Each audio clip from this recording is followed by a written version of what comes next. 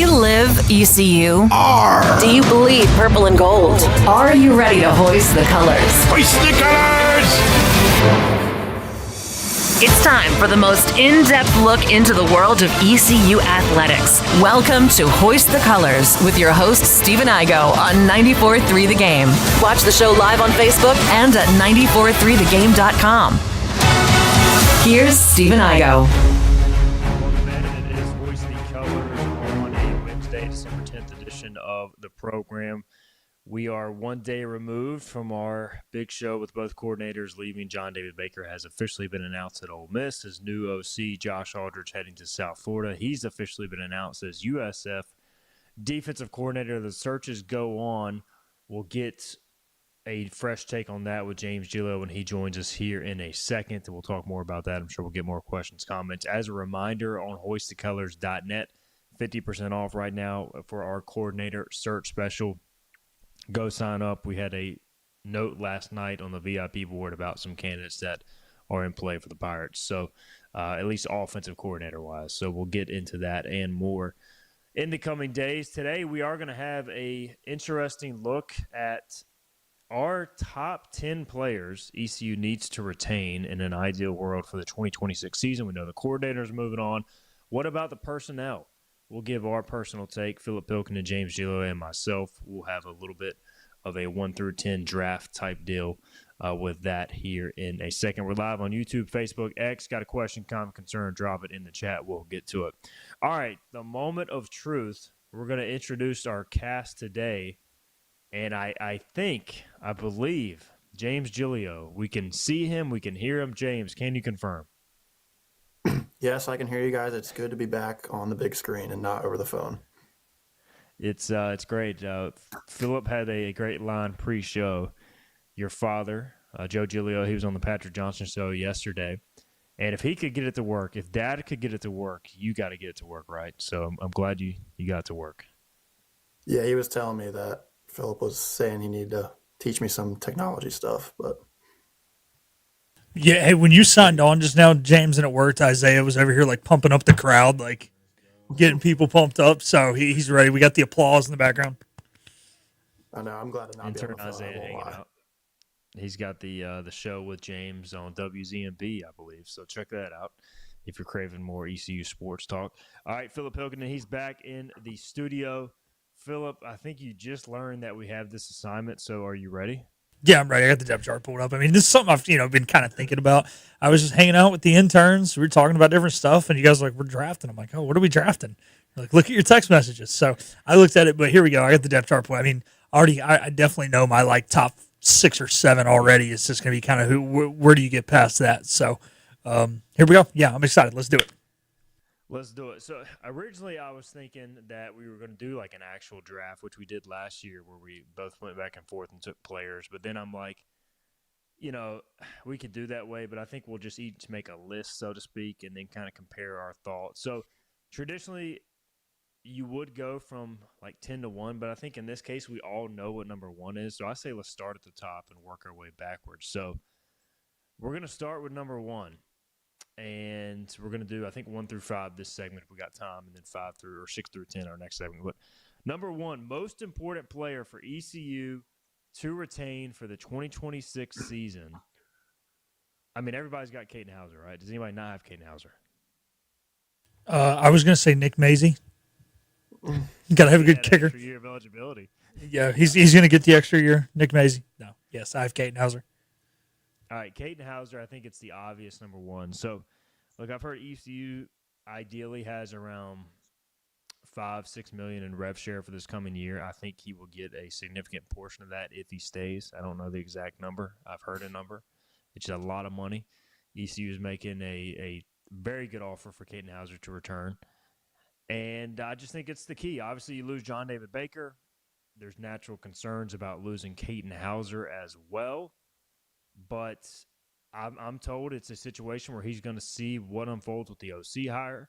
He will evaluate that. He'll evaluate how many players are going to return around him. He wants to play in the bowl game. He wants to return to ECU, but the situation's got to be right. So Caden Hauser, my number 1, our number 1 most important player to return. So, James, your thoughts on Caden at this point, how important is it to get Caton to return? Any gut feeling on which way he may go? Just, I don't know if you've, evaluated the situation, but just kind of as we stand here on December 10th, knowing things can always change. Yeah, obviously, Caden Hauser is the number one most important player to retain. He was, obviously the keys to the engine last year that made the whole season go. We lose both coordinators, especially the offensive coordinator, so that's something to keep an eye on. If you bring in the right coordinator and you plug it in, I mean, it's kind of like, you just move on to the next guy. But with Hauser specifically, the way I'm feeling, I was kind of leaning towards more he was leaving. Obviously, we were talking about Virginia Tech. Him and JDB both go to Virginia Tech, but JDB ends up taking the job at Ole Miss. And I mean, their quarterback position is pretty filled up. I think their quarterback Chambliss has another year of eligibility, so I don't think he'd even fit in over there. And look, I think if ECU is willing to offer the right stuff, we're bringing back the right guys, I think he should come back. And obviously the school loves him. I think he loves us, and I think if he comes back, I mean, we could do great things next year, because if you look at ECU's schedule next year, especially their conference schedule, it's not very difficult. I mean, obviously we start with Alabama, but I mean, Rice, FAU, Charlotte, Temple, I mean, those are a lot of winnable games on the conference schedule next year, and a big chance for ECU to make noise if we retain Caden Hauser. All right, Philip, I'm being told it looks like my audio is a little lower than you guys, and I think yours is high. I think my mic setting's not where it needs to be, but I'll adjust it during the break. Well, So maybe part of it is our cable channel 7 is very overmodulated, so I had to bring us all down. And but yeah, I can bring you up a little bit, Steven. Appreciate you letting me know. Maybe bring me up now, and then I'm going to adjust it during the break when we have time. All right, so your thoughts on Caden Hauser, the situation there, Philip, as he's our number one pick. Yeah, I think with keeping Caden, anytime, you want to have continuity in the offense, continuity quarterback, if you have that opportunity, it's so rare in college football, especially nowadays. As for whether or not I think he's going to stay, look, Caden, we've talked about it. He's a young man who's not had a lot of opportunities to go into camp and know he's the number one starter. And I think he is going to take a look at every situation where he could be guaranteed a starting job and make the decision that's best for him.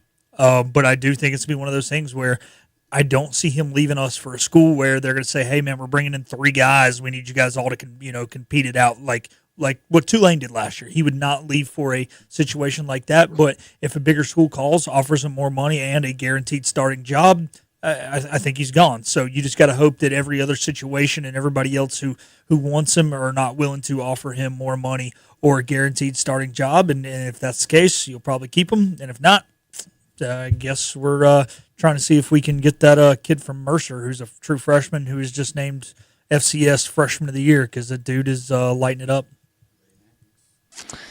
Somebody said that it's easier to find a quarterback than to find an NFL safety, and I'm assuming he's talking Jamarlee Riddle for his number 2 pick. And we'll get into our next pick now, as Robert on. I would say still quarterback number 1, man. It's not easy to find a quarterback at East Carolina, and one that can go out and have the tools to win the games, rally the locker room, all that sort of stuff. All right, number 2 for me, I'm actually not going to have Jamarlee Riddle here. I think that's a very fair pick. I'm going to go with the hardest position, in my opinion, to find, left tackle. Jamarion McCrimmon is a first-team, all-conference left tackle. ECU has not had many first-team all-conference linemen. Jamarion McCrimmon, a Florida native, I think his best football is in front of him. If I retain Caden Hauser, the next guy I want to retain is his left tackle. Jamarion McCrimmon, my number 2. He started for a year and a half. He's just a redshirt sophomore. He's going to be a redshirt junior. He's, in my opinion, a potential NFL guy in a year or two. So I'm going Jamarion McCrimmon, my number 2. This is where we may differ. Let's go to James next. Yeah, my number 2, I have Yannick Smith, only a sophomore wide receiver, and obviously Anthony Smith leaving. I'm going to need somebody to step up into that wide receiver 1 role. And if you retain Yannick Smith, it could lead to bringing back Caden Hauser. So I think Yannick Smith's my number 2. It's funny. I was debating the whole time as to who to go with at 2 between these 2 guys, because I have them at 2 and at 3.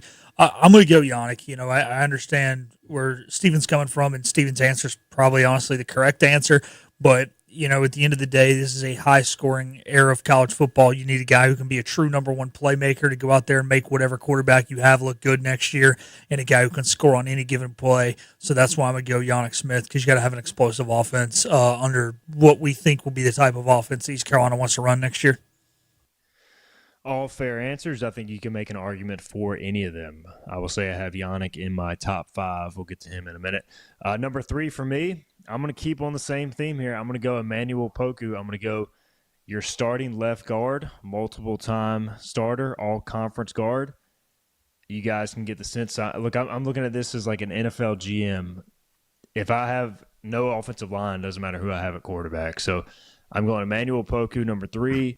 I'm solidifying my left tackle. I'm solidifying my right guard. And I'm paying McCrimmon, Poku some big money to stay here. I just saw Temple locked in his left tackle for the foreseeable future with one of the bigger deals in the group of 5. So I'm going offensive line here. Emmanuel Poku, number 3. James? Number 3, I got London Montgomery coming into the year. ECU's running back room is kind of crowded, not really a clear number 1. I think Montgomery, as the year went on, established himself as the clear number 1 guy. Only a sophomore, I believe. So, again, another offensive piece that he comes back, could draw in Kate Hauser. And again, if you bring in the right offensive coordinator, I think you could just plug him in and keep this offense rolling next year. I'm going to go over to Jamarion McCrimmon at this point. I just think that having that left tackle, like you said, Steven, having that insurance, that's something that's really big. So it looks like I'm still louder than you guys, but I have my volume at 4%, so I don't really know how to talk any lower than 4%. But so sorry, everybody. Yeah, this vMix sucks. That's what it comes down to. But anyways, yeah, I'm going to go Jamarion McCrimmon. Here's my number 3. If we could pick vMix in our top 10 softwares, it would probably fall out of the top 10. But it's what we utilize. So, hey, it works. At least you guys can hear somewhat. All right, a couple more picks here. We'll get a break in. We'll see if we can adjust the audio during the break, too. Number 4 for me, I've got Jamarlee Riddle. I think, like, I look at this defense, I don't see a ton of, like, difference makers.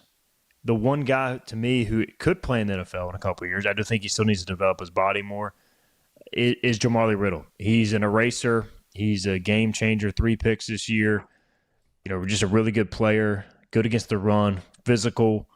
I think he's a little small to be considered like a true NFL safety prospect at this time, but I think in time could be that guy. For right now, he's the best player to me on defense. I would pay Jamarlee Riddle some pretty big money. In my opinion, it's going to be tough to keep him, but I'm going Riddle, number 4. James. Yeah, my number 4 is sticking offense, Jamarion McCrimmon. Like you said, left tackle, left guard, that left side, that blind side protected for hopefully Kate Hauser next year, but usually your right-handed quarterback. Listen, offensive line in years past for ECU has been kind of a struggle, and I think last year offensive line was a nice surprise with him and Emmanuel Poku. Not allowing sacks, not committing dumb penalties, and I think Jamarion McCrimmon bringing him back would be another step to bringing back Kate Hauser. I'm going to go over there and I'm going to go with Jamarlee Riddle on this one. Look, I think you need a playmaking guy, a game changer on defense. I think he's the only guy who could you return that it is a true game changer on defense. So I'm going to go with him. All right, number 5, our final pick before the break. You guys have already gone Yannick Smith. I'm going to now take Yannick Smith, number 5. Yannick has number 1 receiver potential at ECU, 6'3", 205. I want to see him throwing the ball more. Now, I think Yannick can take the next step as a player by becoming a little bit more consistent with his route running. And, it's hard to improve speed as a receiver, but that, really the separation is the one thing he's missing. Hands are great. Body size, the way he uses his body in the receiving game is great. 44 catches, 583 yards, 5 scores. I just want to see Yannick take that next step. I know he's got the potential to. Again, might be tough to keep him, but I think with Anthony Smith moving on, to me, he's a guy whose volume of targets could go up considerably next year, and I think he catches almost everything within catching distance. I mean, to me, he reminds me of C.J. Johnson. Not a burner, just a great receiver, and I want to see Yannick Smith, ideally in the purple gold, in 2026 as the top receiver. All right, number 5, James, round us out here for this segment. My number 5, first defensive player for me, I got Jamarlee Riddle. Jamarlee Riddle is probably the best player in our secondary. He complemented Tegan Wilk pretty nicely, but Tegan Wilk is obviously graduating and moving on, so Jamarly Riddle's going to have to step up into that top safety role, and I think he will. Like you said, he's a young guy, still needs to build up that body more, but if he works, builds up that body right, keeps working, maybe you could see him in the NFL one day like we have seen with Savon Rebel.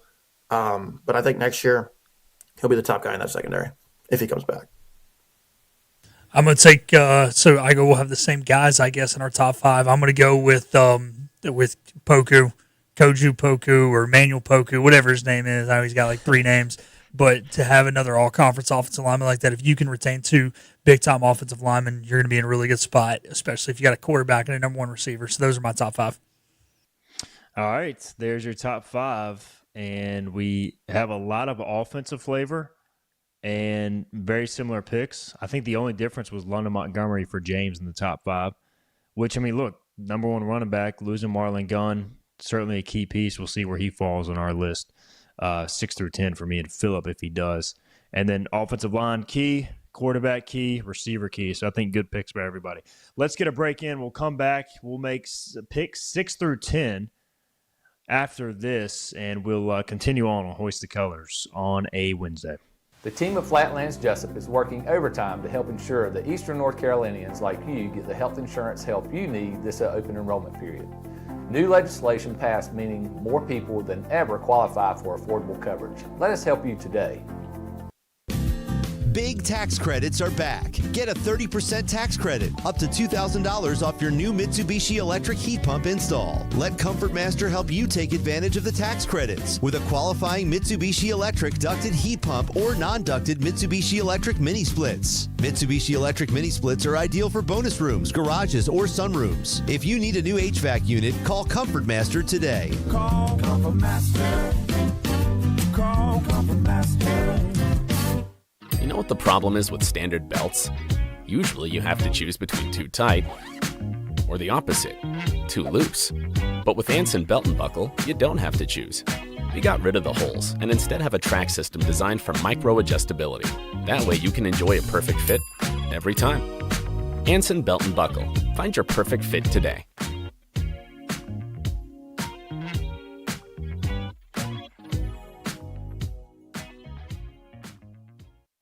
Healthwise Pharmacy rounds the bases with all of your infusion, retail, compounding, and medical equipment needs. Locally owned and operated by pharmacist Marcy Parker, Healthwise has grown to be your most trusted provider for infusion services. Currently providing in-home or on-site infusions in North Carolina, South Carolina, and Virginia. Visit Healthwise Pharmacy at 615B South Memorial Drive or call 252-295-0059 to speak to a patient service representative to find the option that best suits your needs.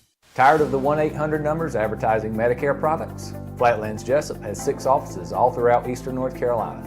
Get face-to-face help from our local award-winning licensed team. Stop by today. Flatlands Jessup, your whole world covered. The best burgers around. Everyone loves a thick, juicy, and fresh burger.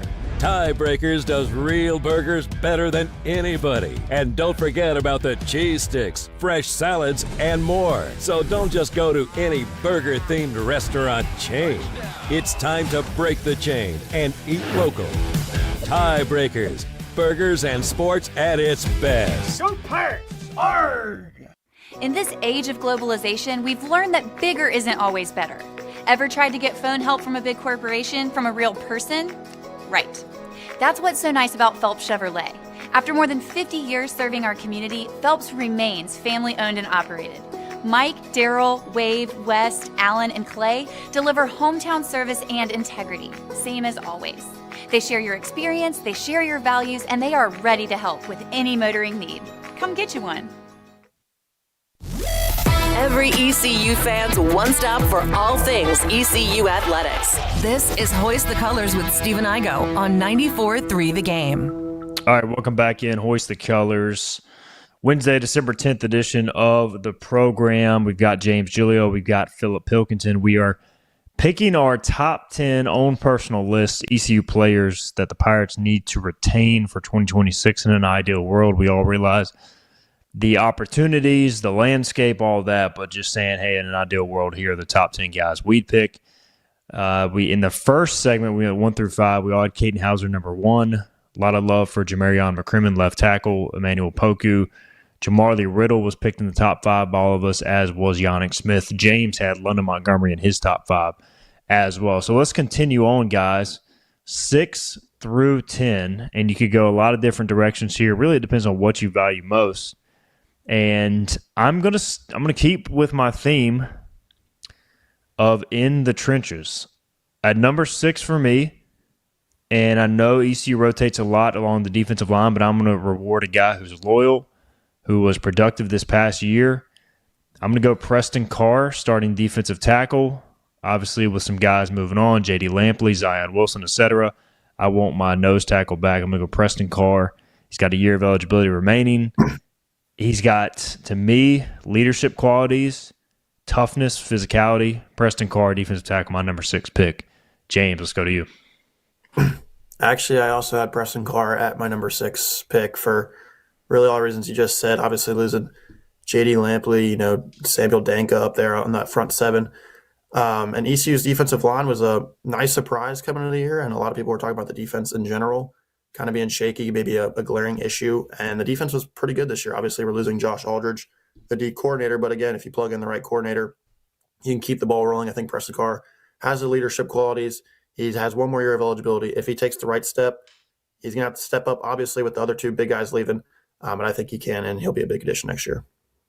Yeah, I'm with you guys here. If you don't have a good defensive line and somebody runs the ball for, up the gut 4 yards every play, you're going to lose 100% of football games. So, Preston Carr, and with what I just said, that may have hinted at who my next pick is. Well, my next pick is also a defensive lineman, so we'll see if we pick the same player. I'm going to Ryan Roseborough, number 7 for me. Look, I mean, you're getting 2 guys with one pick here. You're also getting your goal line fullback, the 2-5-2 package. He scored against FAU in the finale, flashed up the 2-5, which I'm a big fan of that. And I'm going Ryan Roseborough here, another guy. Greenville native. No, he didn't start with ECU.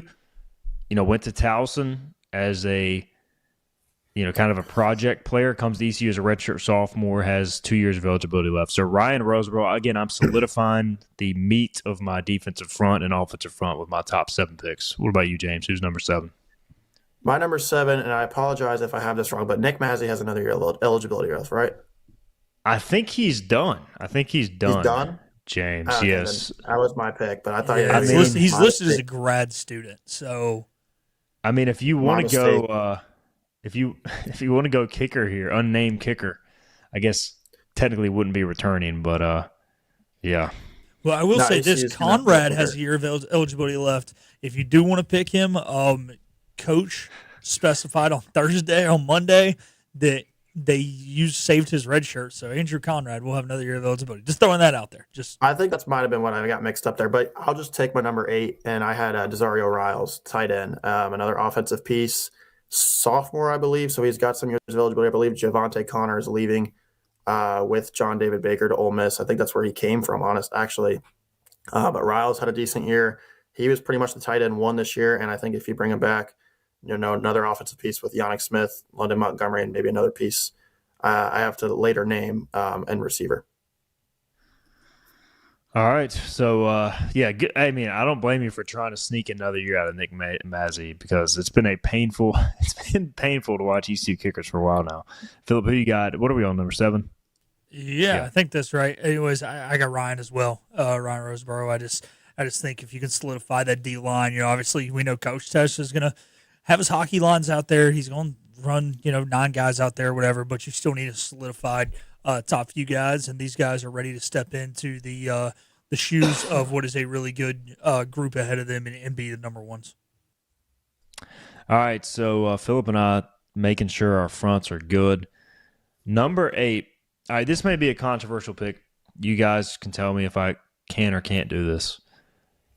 I'm going tight end, but I'm going or. I just want one of them back, Desario Riles or Javante Connor. I just think, look, in an ideal world, you get both back. Javante Connor, he put out his agent. What happened was his agent put out a video of him and his highlights and all that. And Javante Connor just quote tweeted it. So he's not in the portal yet. He has not announced he's leaving, but obviously John David Baker brought him here from Ole Miss. He could go back, as James said. DeCirio, to me, he was the best all-around tight end. I think both these guys are going to be tough to keep. So I'm just like, if I can keep one, I guess I'll technically go DeCirio here, but if I can keep one, I'm willing to pay them a pretty decent amount. I don't know if you can pay to keep both. Is my stance. Is that a fair take though, or do I need to go DeCirio? I'm good with it. I don't know, James. What do you think? I mean, if you're just trying to do a 2-for-1, I actually almost did that with McCrimmon and Poku. So yeah, there you go. That's fair. All right, number 8 for James. I had Ryan Rosenborough at 8. Like we mentioned with Preston Carr, definitely need to build up that D line with Lampley and Samuel Danka leaving. And he's only a sophomore, Rosenborough. So I think if he replaces Lampley nicely, ECU can continue the defensive line success they've had in the years past. All right, a couple more picks here in our top 10. Number 9 for me, I'm going to go London. Thanks, Steve. Oh, my so bad. Phillips got to say it's 8. Yeah. You know, guys, I'm going to stick D line here. And with Raheem Craig out, man, I love Julian Davis. I know he had some ups and downs this year, but I think he's ready to step in, be that guy in the rush position. And if you can continue to get after the passer, you're going to continue to force turnovers, continue to have your opponent playing behind the sticks. You're going to win the field position battle. And we talk about the hidden yards all the time in football games. I think this is a guy who's going to win you some of those hidden yards, give you some short fields. So I'm going to keep Julian Davis at number 8. Love that pick. Love that pick. He's not going to be in my top 10, but I think he easily could have made it for the reasons you mentioned. So he's on my others are worth considering list. All right, number 9. My bad, Philip. I was trying to delete your pick. Number 9, I'm going to go London Montgomery. I do think it's easier to find a running back in the portal than many of these positions, but I just think London has looked really good the last 2 years, especially to me, he's just gotten better. He's gotten consistently better, and he's still only a redshirt sophomore right now. And so, again, more eligibility remaining. He's gotten better in pass pro. Still want to see him catch the ball a little better, but as far as just running the football, explosive potential, he's been consistent. So if I could go ahead and lock up my number 1 running back for next year, I feel better. Is it the end of the world if you have to go find another running back? No, but I'm taking London Montgomery with number 9. All right, James, back to you. My number 9, I'm heavy on the offense. I got Brock Spalding, another receiver, like we talked about with Yannick Smith earlier, another receiver that's going to have to step up into a bigger role next year with Anthony Smith leaving, and I think he can. He had a big start to the season. He had a big game at NC State, kind of slowed down along the way, but I think if he comes in as that wide receiver 2 next year, he'll have a bigger role, and he'll have some more productive games.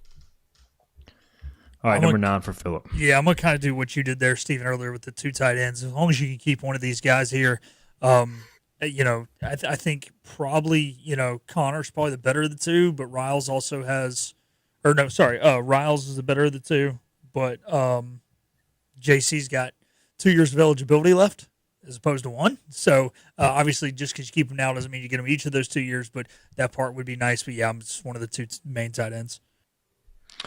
All right, and our final pick, number 10, I'm going to go Brock Spalding as well. Again, a 5'10" slot receiver, maybe fairly, I'm not going to say easy to find, but more manageable to find than the top guys on my list. But the thing I like most about Brock is just he's a football player, man. He's the type of guy you want in your program. Clutch catches, physical blocker, punt his weight a little bit. Kind of an underestimated guy and has produced when called upon. And I'm with James. I think if he gets more targets, he becomes even a more, a higher caliber receiver on paper. 41 catches, 554 yards, 3 scores this year. Also got involved in the jet sweep game a little bit. If he comes back, I think he's a high volume target guy. So Brock Spalding, number 10 for me. James, who you got at 10? Well, I had to bring down an honorable mention, but number 10 for me, Parker Jenkins, running back. We talked about London Montgomery earlier. I think Parker Jenkins is another guy, only a junior, redshirt junior. So if you another guy with kind of emerged in the running back room this year, productive stats. He was solid in the passing game when he was out there. I think you bring him back in Montgomery as a little 1-2 punch. ECU have some more sustainability in that running back room next year. Look, I like running backs, but they're a dime a dozen. So I think you need another receiver. So I'm going to ditto Steven here and go with Brock Spalding. And I did not have I didn't have any running backs on the list. We do have good running backs, but I think you can find more. A lot easier you can find some of these other positions. So, that's why I'm kind of it's nothing against the guys personally. It's just it's not like we've got a Keaton Mitchell. Very fair. All right, others worth considering for me, Julian Davis really stepped up big as the year went on, outside linebacker. It was really just him and Craig playing most of the snaps. DeJour just kind of disappeared, so I'm not sure what his status is. Bryce Weaver can play multiple positions on the offensive line. KJ Merrill played a lot at nickel. You're losing Jonathan Jean. DJ Johnson, inside linebacker. Kieran Davis. TJ Engelman, I think, has a bright future. Aiden Duncanson. So, I don't know. Do you guys have any others that you really considered heavily? I think that was the guys you mentioned, plus some of the guys you took that I didn't take. I mean, those are kind of your main guys. Mason Brown, I think if one of these two tight ends does leave, could he step in and be that number 2 guy? I like what he can do. He's not the pure athlete of the other two, but I do like Mason Brown a lot. I liked all the guys you mentioned. I would have added Jackson Barker, linebacker, as an honorable mention as well. Your guy from Fuquay Arena. Fuquay, so. yeah. Position flexibility, I think he could step into a bigger role next year as well. So there you go. Our top 10 picks, individual picks, many of them the same, but a few differences, and I'm sure the ECU coaching staff feels the same as well. Let's get a break in. We'll come back. We got some questions in the chat we'll get to. I do want to talk some NFL on the show, but we'll get James's take on the coordinators leaving. Since has not gotten a chance to weigh in on that yet, we'll discuss that a little bit as well. This is Hoist the Colors on Wednesday.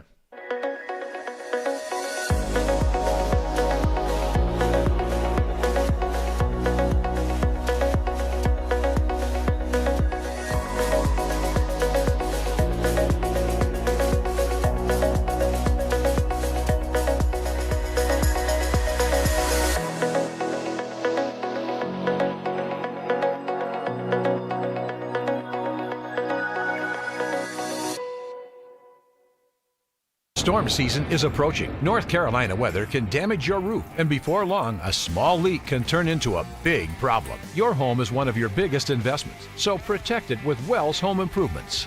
We work with all insurance companies for a hassle-free roof installation experience.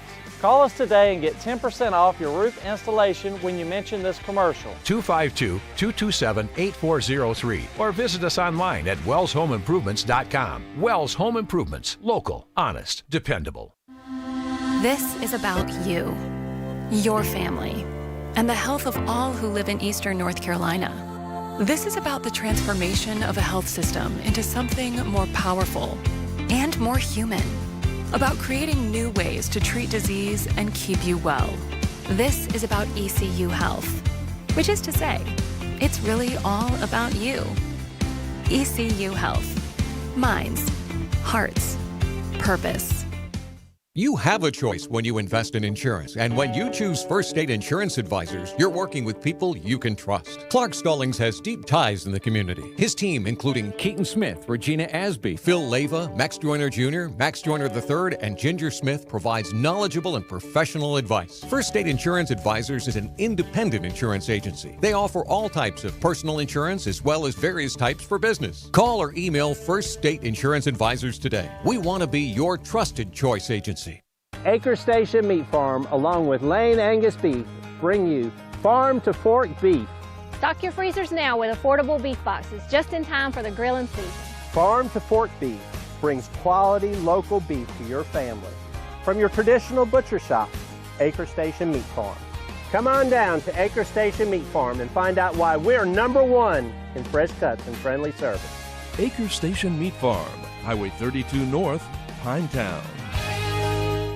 At National Finance, we're all about hometown support, just like ECU football. National Finance helps us win on and off the field.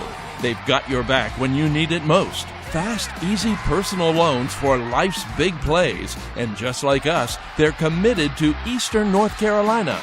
National Finance, proud supporters of ECU Athletics. Visit nfcmoney.com for loans as fast as today.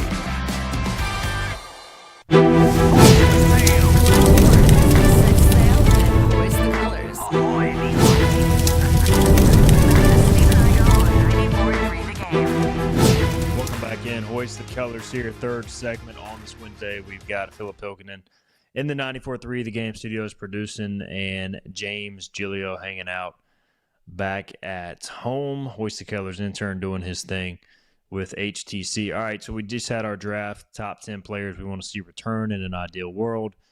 James, we have not gotten your take on the change at coordinator with Josh Aldridge leaving for USF. And John David Baker going to Ole Miss. Quickly, before I get your thoughts, Don asked, when it's all said and done, do we think Josh Aldridge was asked to look for another job? He was not asked to look for another job, Don. He chose to leave. But we can get more into that discussion. James, what were your thoughts on that big news over the last few days? Yeah, obviously we expected John David Baker to leave, whether it was Ole Miss, Virginia Tech, or maybe even South Carolina. That was floated out there. The real surprise, though, was Josh Aldridge leaving for USF, and you really think of what went on behind the scenes because he's only here for 1 year. And I guess it kind of showed that Blake Harrell really had a bigger hand in the defense. And maybe like we talked about behind the scenes, that he just wanted a bigger role, calling plays and doing his own thing. They just brought in Brian Hartline to be the head coach from Ohio State, so he'll obviously have a bigger role down there than probably what he had here. But the main takeaway is, look, if your coordinators are getting poached, then that means you had a successful season. And when you're a school like ECU, in the group of five, it's going to be hard to retain, your guys when you have a good season, because some of those bigger fish come along and poach your guys. But if you plug in the right coordinators, the new coordinators that we're going to have to bring in for offense and defense, I think keep this ship rolling. And, thank Josh Aldridge and JDB for their service, but, move on quickly if you bring in the right guys. Yeah, a comment from Davy Jones. He says, you just have to appreciate what the two coordinators have done this year and wish them the best. Change is always inevitable. I do think, kind of echoing James's thoughts, the situations are a little bit different. ECU anticipated the JDB move. I think they're going to move on the offensive coordinator search first, get that solidified, try to handle that, try to get the Caden Hauser situation solidified as well, and then figure out the defensive coordinator because Blake has so much better of an idea there. But I don't know. I mean, it's just the more I talk to people, the more I think the Josh Aldridge thing, not that like it was like serious bad blood on the way out, but I just think it rubbed a lot of people the wrong way. Like going to USF, I don't know, like even seeing the graphic of him in the USF gear yesterday, it just didn't sit very well with me, James. I don't know. What do you think is going to a conference rival? Yeah, they have more money, but still kind of seems like a lateral move, although maybe it ends up working out just fine for him. Yeah, that's kind of the bad thing there with Josh Aldridge. It really was a lateral move. I mean, moving in conference to South Florida, a team actually ECU hosts next season, so we'll see what kind of welcome ECU fans give Josh Aldridge next year, which I'll be looking forward to. But yeah, it stings, and it does raise the question of what was going on behind the scenes. In those defensive meetings, was Blake Harrell maybe overriding what Josh Aldridge was saying? You just really don't know. But I trust Blake Harrell a lot to find the next good defensive coordinator, and I trust the defense. I trust the defense will be just fine next year. All right, Graham says Aldridge will have a bigger bankroll. All right, a bigger bankroll. He'll have a bigger role to spend on his players. From my understanding, the salary will be about the same. There's no doubt he'll have more money to spend on players, but I mean, look, and that's important. More times than not, you're going to have better players if you have more money, but it also doesn't guarantee anything. If USF takes out this $17, $16 million loan and they stink it up on the field next year, I'm curious to see what the ramifications of that would be, but certainly that could have played a role. But I think it more was he just wanted to run his own show defensively. So Philip, you may or may not have any insight on this, but like what's an ideal timeline to get coordinators in place? I mean, from everything I'm hearing, OC is the priority. I think you got to get that done, and then they'll figure it out. DC, I'm sure he's having conversations on the defensive coordinator stuff, but like he's interviewing OC candidates now. So maybe early next week, a week. You got to make sure you get it right, though.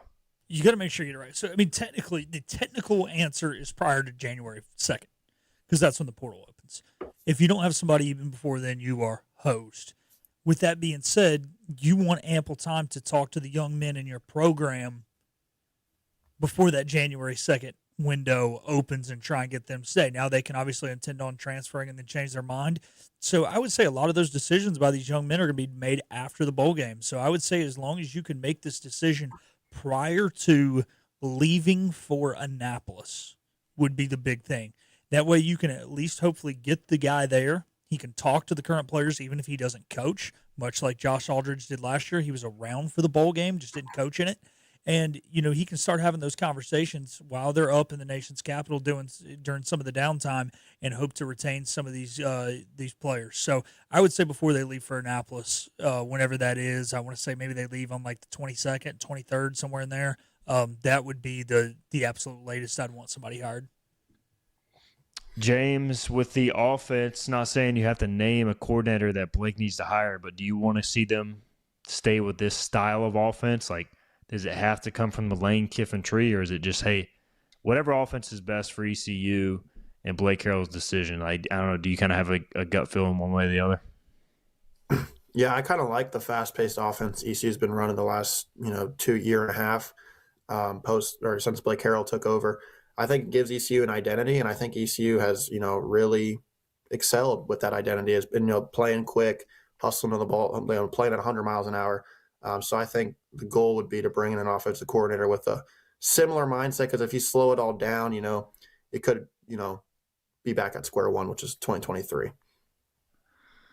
All right, yeah, nobody wants that. Please, once again, Graham says, have we discussed who we believe will make the offensive play calls for the bowl? Graham, honestly don't know. I've asked that question. I have not gotten an answer for it.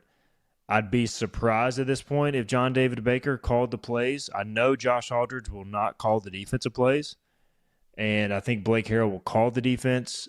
I don't know about the offense. I mean, my candidates would be, if he's still here, Matt Maddox, but I've heard he may be taking another O-line job. And then if not him, Hunter McKay is very involved in the offense. And if not him, Aaron Auer is a very smart offensive mind. He's an analyst. So that would be my gut, but I don't know. I mean, have you heard anything, Philip?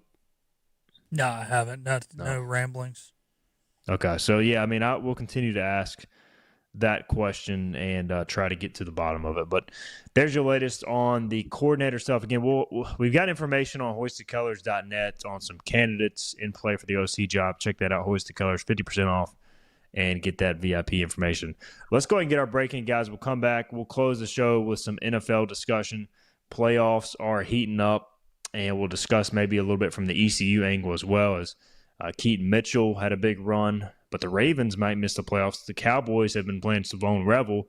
They might miss the playoffs after a loss. So we'll hit on that to close the show with James Giglio, Philip Pilkington on this Wednesday edition of Hoist the Colors. Don't miss year-end deals during the Season of Giving at Greenville Toyota. Drive a new Camry, just $229 a month, $229 a month. Or new RAV4, $279 a month, $279 a month. Hurry in for the Season of Giving at Greenville Toyota.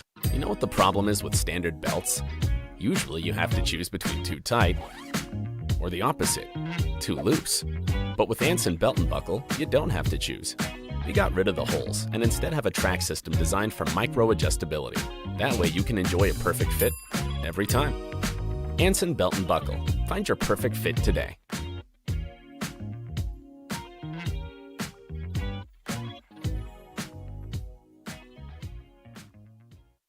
Daughtridge Gas and Oil has been your dependable propane supplier for 95 years. Their trained technicians can service and properly install all your propane and natural gas appliances. Plus, Daughtridge Gas and Oil is your backyard expert with fire pits, grills, smokers, and more, including quality outdoor furniture at their Greenville Patio and Hearth Shop at 1901 Charles Boulevard. Go by and see the knowledgeable staff at Daughtridge Gas and Oil for propane delivery or call 756-1345.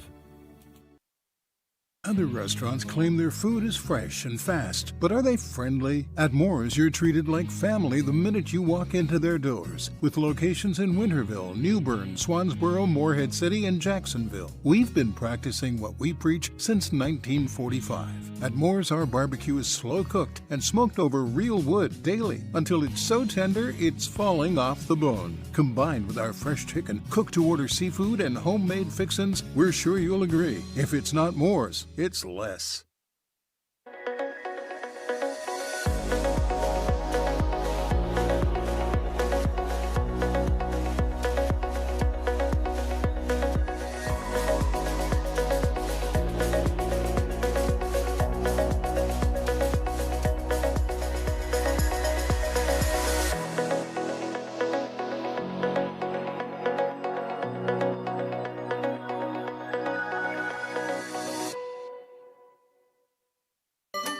Your confidence makes everything look good. You see the world in vivid color, not black and white. Swing through your neighborhood Fantastic Sam's Cut in Color and let our experienced stylists take you from everyday to extraordinary. Fantastic Sam's hair salons are locally owned and operated. Our full-service salons are conveniently located in Goldsboro, Kinston, Greenville, New Bern, Jacksonville, and Calabash. Stop in today at Fantastic Sam's, where the possibilities are endless. The season of giving is here at Greenville Toyota. Unwrap a new Corolla, $159 a month, $159 a month. Or new Tacoma, $219 a month, $219 a month. Don't miss the season of giving with year-end deals at Greenville Toyota. Pirates, Stephen Igo is loyal and bold. He may also have a touch of scurvy. Back to Hoist the Colors on 94.3 The Game. All right, welcome back in. Hoist the Colors on a Wednesday. We've talked a lot of ECU, OC, DC search. Again, get more on that, hoistthecolors.net. We'll continue to discuss that as we go along. And we're going to talk some ECU basketball tomorrow. Darren Vaught will be in the studio. We will not talk ECU basketball the whole hour, but we will at least discuss some. And one thing I wanted to ask James Giglio before we talk some NFL is, as he joins us today, Philip Pilkington also alongside. James, you had the distinction of being the lone reporter in the building when ECU lost to Charleston Southern. Everybody else was in San Antonio or covering high school football. You had a one-on-one with Mike Schwartz in podium style, which had to be kind of awkward. So, and first off, kudos to you as well, or secondly, for covering all these games. Been a rough year. How are you enjoying handling that, and what was that experience like? You know, honestly, I think that was a good experience for, hopefully a future media career for myself. I've never really asked that many questions, really any questions at all. So I think that one-on-one sit down with the head basketball coach was pretty cool, in the grand scheme of things. Even though they lost, I think it was still a good experience.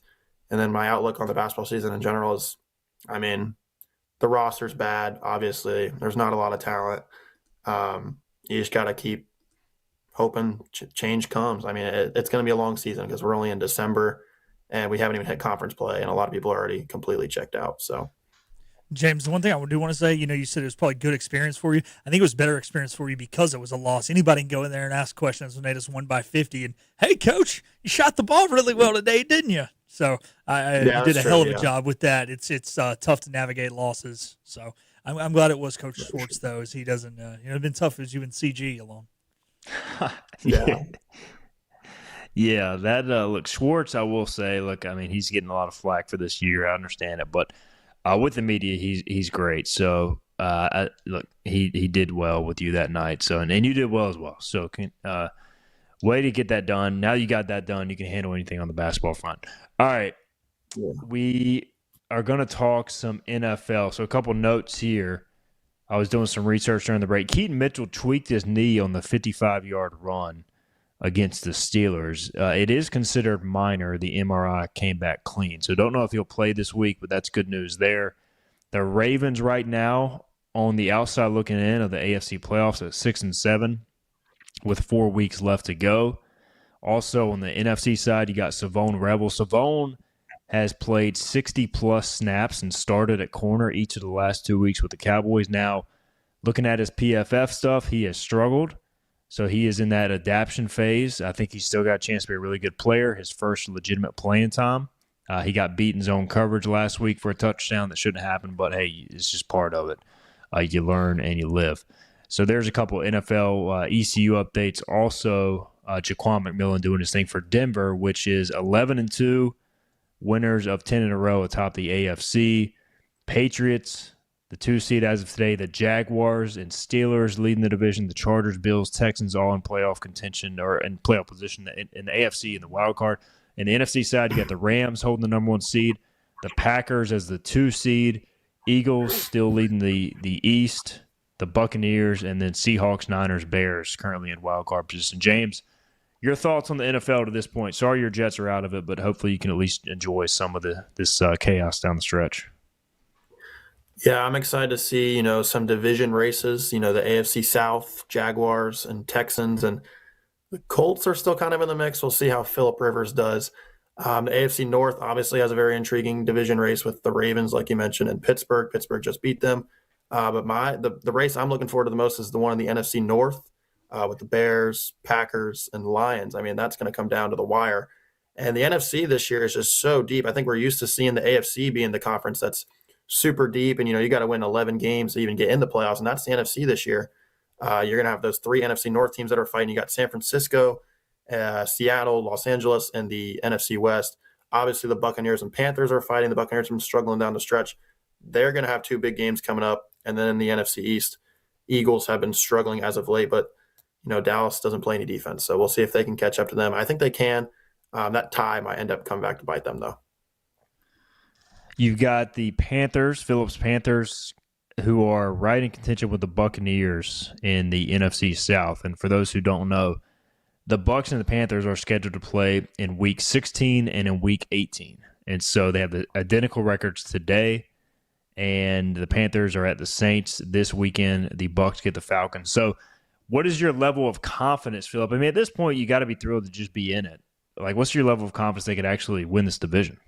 I mean, there's something there. Finally, I'm going to be quit being glasses half empty all the time because clearly they've proven now, I think, with that win over the Rams that they can beat good football teams. Are they going to go out there and just dominate? No, but they know how to put themselves in position to win if the other team makes mistakes, which St. Louis or Los Angeles did in that game. So, Tampa's not been world beaters this year. This has honestly probably been the worst Tampa team here in the last 3 or 4 years. So, it's possible, but it's gonna be tough. You got to take care of business against the Saints, who clearly cooked up the formula to beat you last time. Get the Bucs twice, and then you got to play some guy named Jackson Smith and Jigba playing between those 2 Bucs games. So that guy kind of scares me too. There should be some great matchups in the weeks ahead, guys. This week you've got Green Bay at Denver.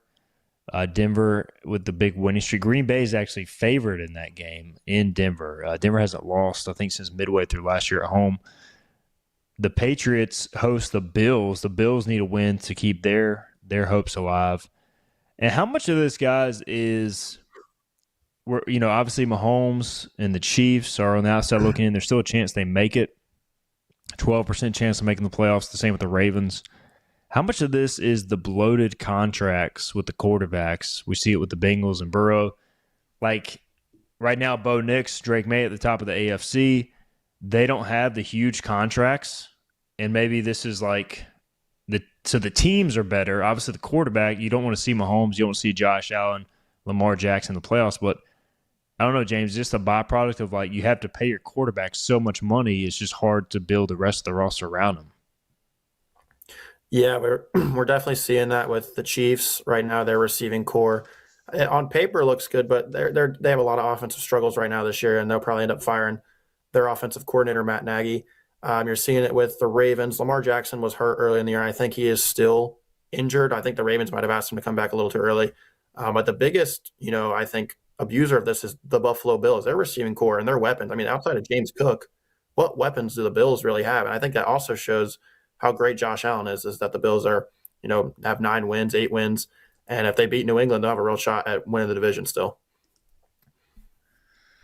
Philip, what do you think? I mean, is this obviously quarterbacks, they're worth a lot for obvious reasons, but is this something that needs to be adjusted at some point? Just the contracts just keep getting bigger and bigger. The cap keeps getting bigger and bigger. It's just, I don't know. I mean, like there's got to be a way to get a handle on it, or maybe not.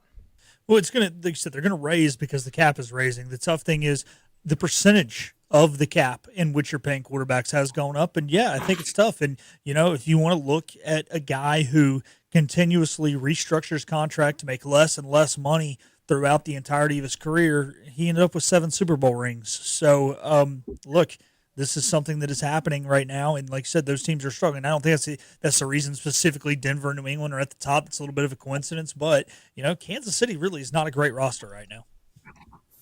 They're really not. I want to say I heard a stat. It was something like if a quarterback takes up more than 20% of the cap, the only quarterbacks that have ever won a Super Bowl with that is Mahomes and Brady. And as you mentioned, Brady, so you got to be pretty generational in that regard. And, Josh Allen, I guess, could become the next. But at this point, guys, who do you trust more who do you trust in the AFC? I mean, I'm a Denver fan. I don't trust Denver in the playoffs, although I'll take my chances if they have to come to Mile High against this defense. But who do you trust in the AFC, James? I think the obvious answer in the AFC, with no Mahomes likely not making the playoffs, I think the obvious answer is Josh Allen and the Buffalo Bills. They've got the experience. Josh Allen, it feels like he's due for a Super Bowl run. I trust the Bills. Obviously, New England, you look at their schedule, they haven't really played anybody. Denver's winning a lot of one-score games. You don't know how sustainable that is. Trevor Lawrence, I feel like, can throw 3 picks any game. A team I actually really like right now that's not really being talked about. I mean, they're hot right now, but not a lot of people are talking about them on a Super Bowl scale. Are the Houston Texans. And I think they have the best defense in the NFL. C.J. Stroud's starting to come back. They're hot. I think the Texans, if they can get a couple good matchups in the playoffs, I think we could see them in the AFC Championship game versus Buffalo. All right, Philip, quickly, who do you trust? I know we're out of time in the AFC. Nobody. I mean, like fair. James said, if it's anybody, it's Buffalo, but they haven't been consistent this year. I think when the playoffs come, they'll be better, but yeah. Yeah. And do you trust Josh Allen to finally win the big one? If Mahomes isn't there, maybe so. All right, we're out of time. We'll get more into the NFL playoff picture in the weeks ahead. James, appreciate you, man. And of course, appreciate you. We will be back tomorrow, 12 noon. Darren Vaught in studio. We'll talk ECU hoops, continue on with the ECU coordinator search, and much more. We'll see you then, 12 noon on Thursday.